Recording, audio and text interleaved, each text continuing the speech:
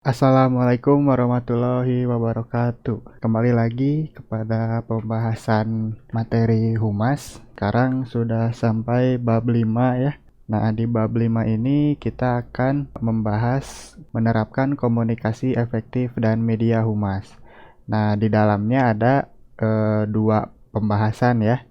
Yang kita akan bahas itu dua pembahasan dulu. Seluruhnya itu ada 4 pembahasan. Nah, yang akan kita bahas sekarang itu dua dulu. Yang pertama ada ruang lingkup komunikasi humas dan yang kedua ada jenis komunikasi humas. Nah, sebelum kepada materi, komunikasi itu merupakan ilmu dasar yang dilakukan oleh setiap masyarakat dalam berkehidupan sosial. Nah, khususnya untuk seorang humas.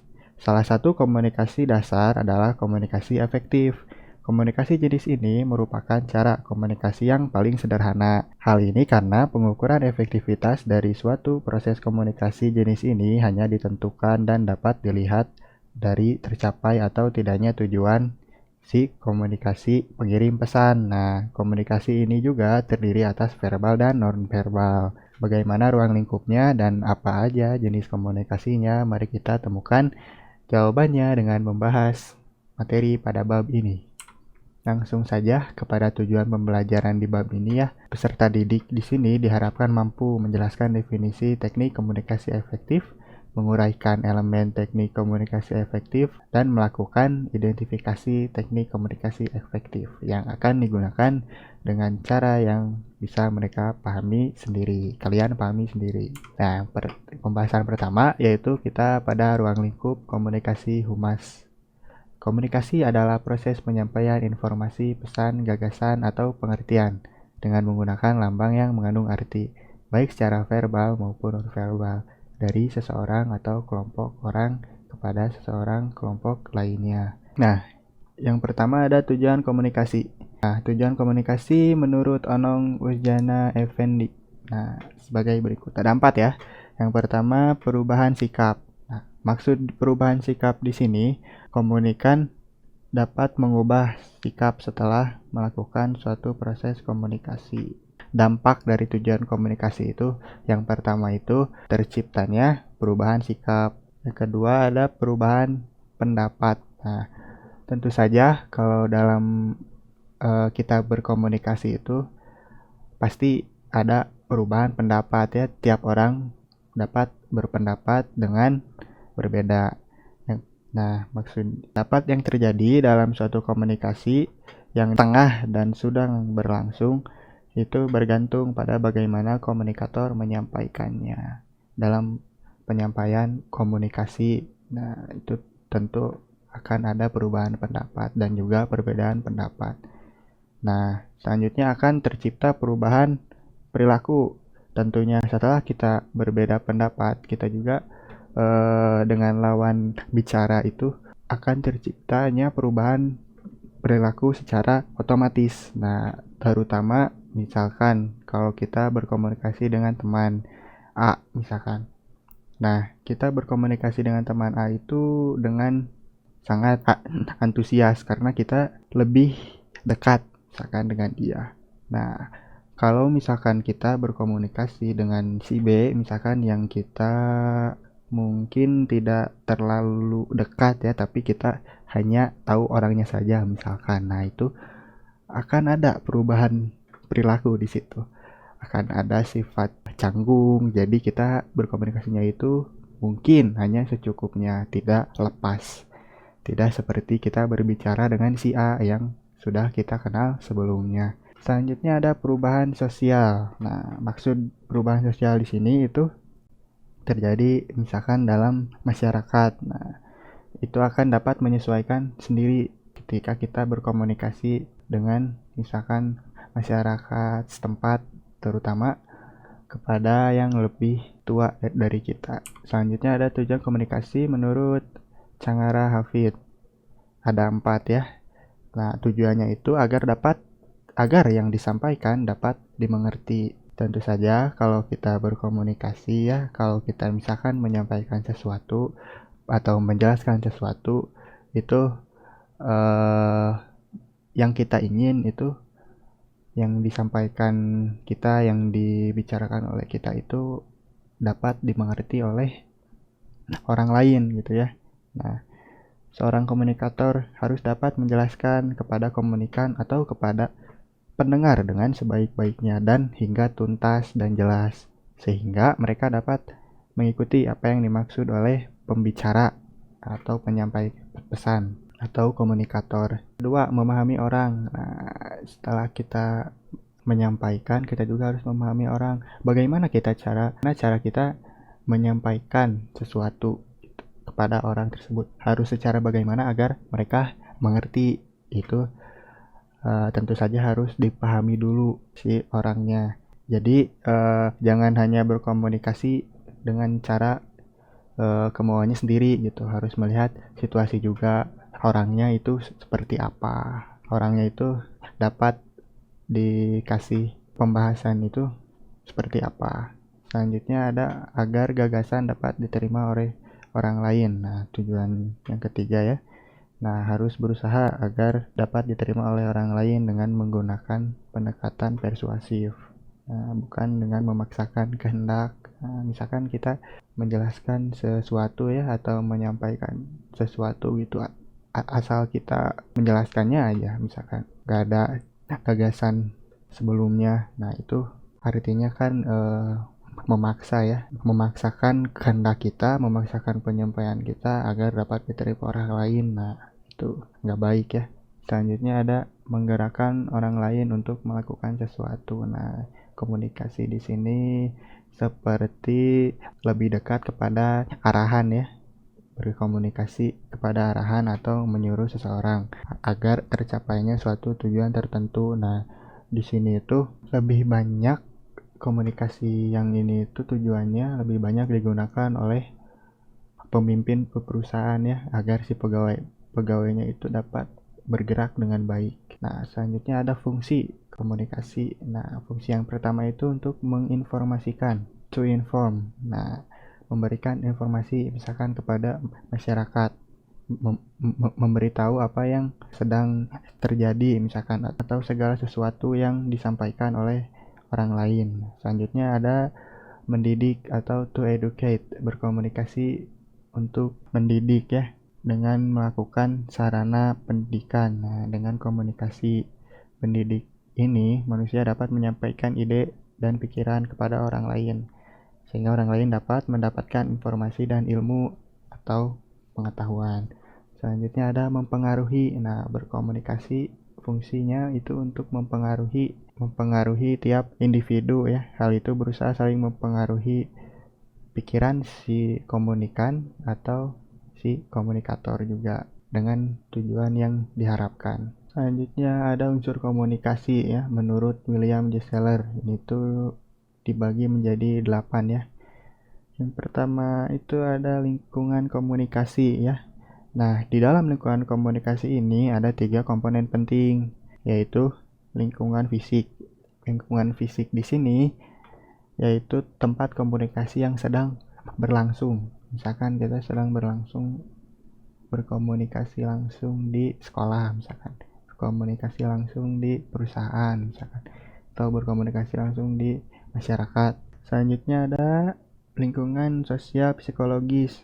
Nah, yang ketiga ada waktunya, ada encoding decoding. Nah, coding decoding di sini tentu ya, seorang komunikator atau pembicara di suatu organisasi dengan berkomunikasi ya. Nah, sering disebut sebagai encoder, dan seorang komunikan atau pendengar ya disebut decoder. Selanjutnya ada sumber penerima. Sumber penerima merupakan satu kesatuan yang tak bisa dipisahkan ya, untuk menegaskan bahwa setiap orang yang terlibat dalam suatu pembicaraan dalam sebuah komunikasi. Selanjutnya ada kompetensi ya.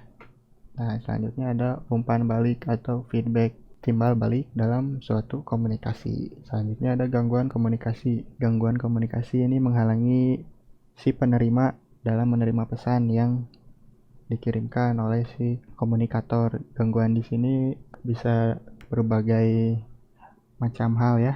Misalkan Kalau misalkan kita berkomunikasi di suatu pabrik ya, tentu saja itu akan berisik dan akan menghambat komunikasi yang sedang berlangsung. Selanjutnya ada saluran komunikasi. Nah, merupakan media komunikasi yang disampaikan oleh pesan. Selanjutnya ada pesan. Manusia mengirim dan menerima pesan melalui salah satu kombinasi dari panca indera. Nah, dalam kita berbicara atau komunikasi sedang berlangsung ya, diusahakan si komunikator itu menggunakan panca inderanya agar si pesan itu dapat tersampaikan. Misalkan panca indera dengan mata. Nah, pandangan mata itu sangat penting agar si komunikan itu mengerti apa yang disampaikan oleh komunikator. Nah, selanjutnya ada jenis komunikasi humas ya. Yang pertama itu komunikasi berdasarkan cara penyampaian informasi. Nah, pada dasarnya setiap orang berkomunikasi satu sama lain karena manusia selain makhluk individu juga merupakan makhluk sosial yang memiliki kebutuhan untuk berkomunikasi dengan sesamanya. Oleh karena itu, berbagai cara penyampaian informasi harus diketahui. Nah, menurut cara penyampaiannya, ada informasi dapat dibedakan menjadi sebagai berikut. Yang pertama, menurut komunikasi tertulis, dan yang kedua, komunikasi lisan. Komunikasi lisan atau tertulis. Nah, komunikasi tertulis yaitu berupa naskah yang biasanya digunakan untuk menyampaikan berita yang bersifat kompleks. Penyampaian pesan yang tidak dapat dilukiskan dengan kata-kata atau kalimat dapat menggunakan dengan gambar. Nah, biasanya ini tuh dilakukan oleh MC ya. MC itu selalu bawa catatan rincian kegiatannya, karena tidak mungkin kalau seorang MC itu dapat menghafal ya seluruh list cara yang diselenggarakan. Dan juga dengan media gambar ya, menyampaikan dalam media gambar itu bagus ya untuk dimengerti oleh si yang penonton atau si komunikannya ya. Selanjutnya ada komunikasi lisan. Nah, ini itu misalnya sering dipraktekkan oleh dialog antara dua orang yang tidak terpaku oleh jarak ya. Kalau kita ngobrol sama teman misalkan, nah itu termasuk komunikasi lisan ya, yang tidak perlu kita tulis dulu rinciannya apa yang mau kita bicarakan. Jadi terjadi secara langsung dan begitu saja. Nah, mengikuti alur yang sedang dibahas. Nah, itu komunikasi lisan. Selanjutnya ada komunikasi berdasarkan perilaku. Itu ada 3 ya. Yang pertama itu komunikasi formal. Nah, maksudnya di sini itu sering terjadi di antara perusahaan yang tata caranya telah diatur dalam struktur organisasi.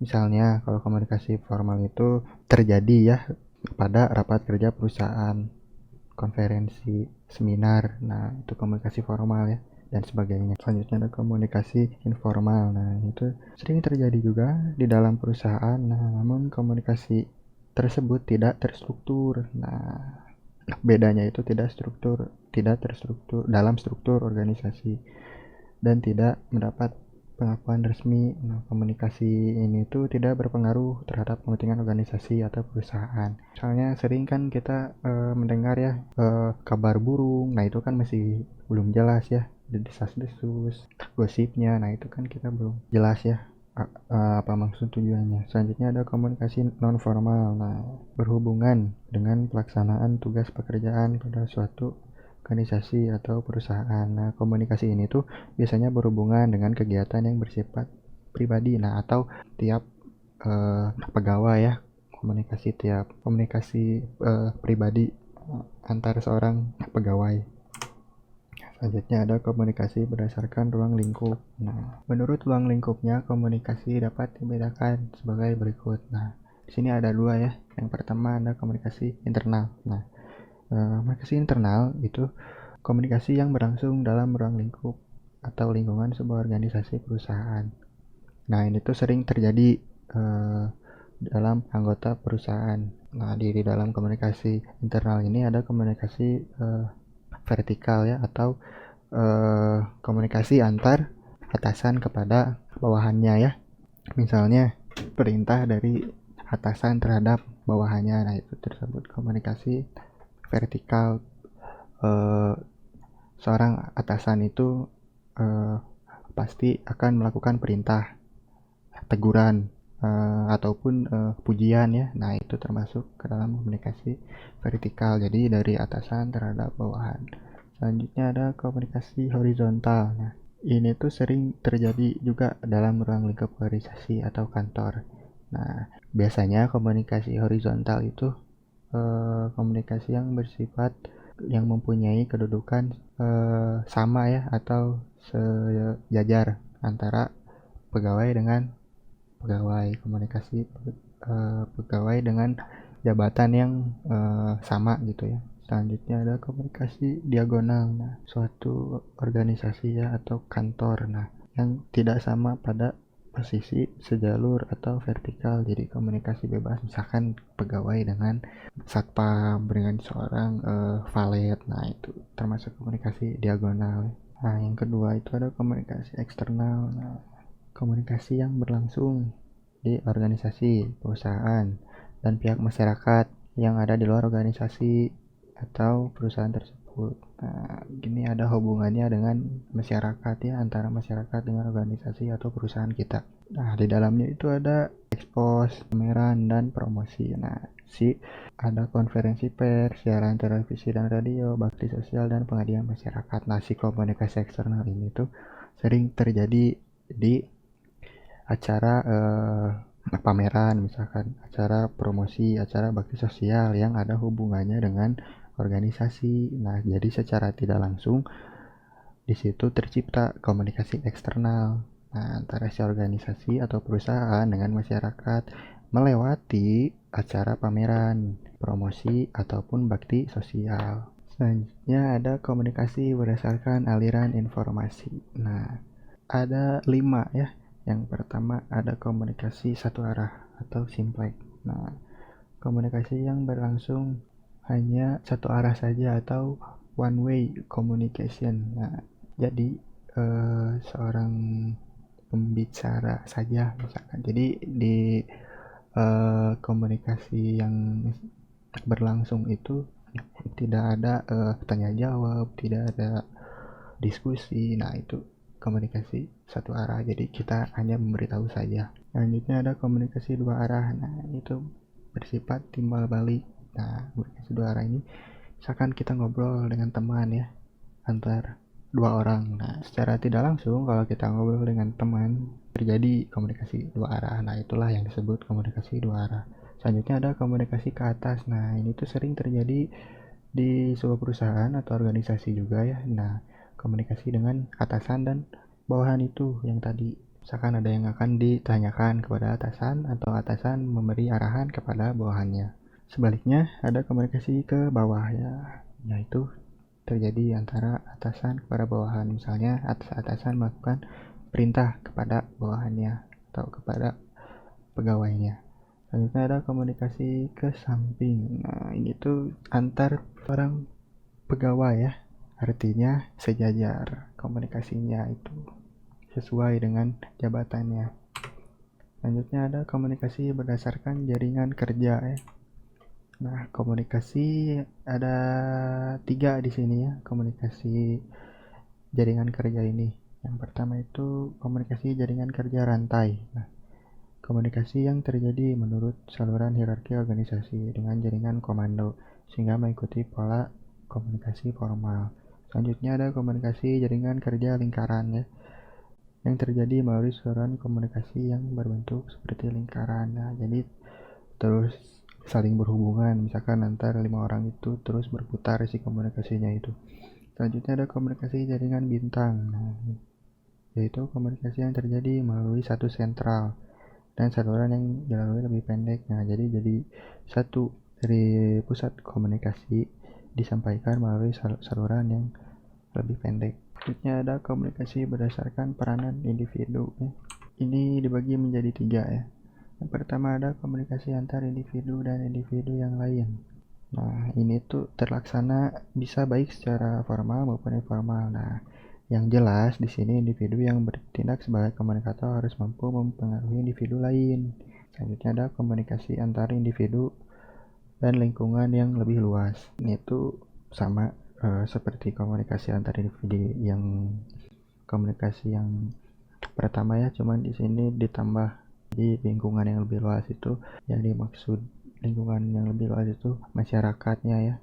Selanjutnya ada komunikasi antar individu atau individu, dua kelompok atau lebih. Nah, dalam komunikasi jenis ini individu berperan sebagai perantara antara dua kelompok. Nah, jadi disampaikan lagi kepada dua kelompok atau lebih si komunikasinya itu. Selanjutnya ada komunikasi berdasarkan gaya ya. Gaya komunikasi atau communication style didefinisikan sebagai perangkat perilaku antar pribadi yang terspesialisasi dan digunakan dalam situasi tertentu.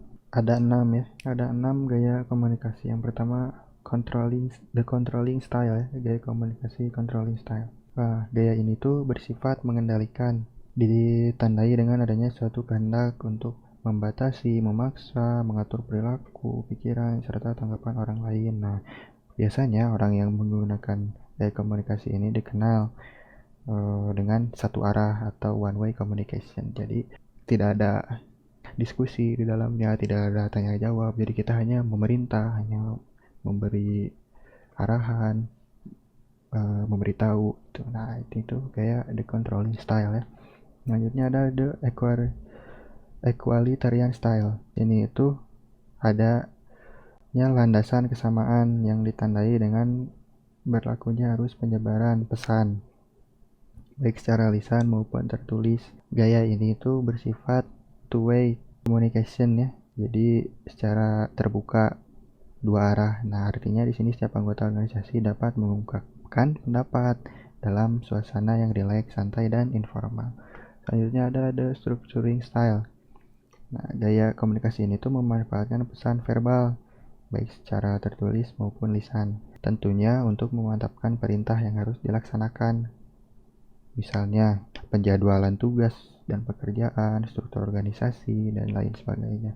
Selanjutnya ada the dynamic style ya. Ini tuh memiliki kecenderungan agresif ya, karena pengirim pesan memahami bahwa lingkungan pekerjaannya berorientasi pada tindakan. Nah, gaya ini sering dipakai oleh juru kampanye atau supervisor yang membawa para wiraniaga. Selanjutnya ada the rally style ya. Gaya komunikasi ini tuh lebih mencerminkan kesediaan untuk menerima saran, pendapat, atau gagasan orang lain daripada keinginannya untuk memberi perintah. Nah, di sini tuh lebih kepada sikap demokrasi ya, gaya the rally style ini. Selanjutnya ada the withdrawal style. Withdrawal style ini digunakan adalah melemahnya tindak komunikasi. Nah, artinya tidak ada keinginan dari orang-orang yang memakai gaya ini untuk berkomunikasi dengan orang lain. Itu dikarenakan beberapa persoalan antar pribadi yang dihadapi oleh orang-orang tersebut. Artinya tidak ingin dilibatkan orang-orangnya itu. Terima kasih, cukup sekian materi pembahasan bab 5 ini ya. Selamat memahami dan selamat menonton.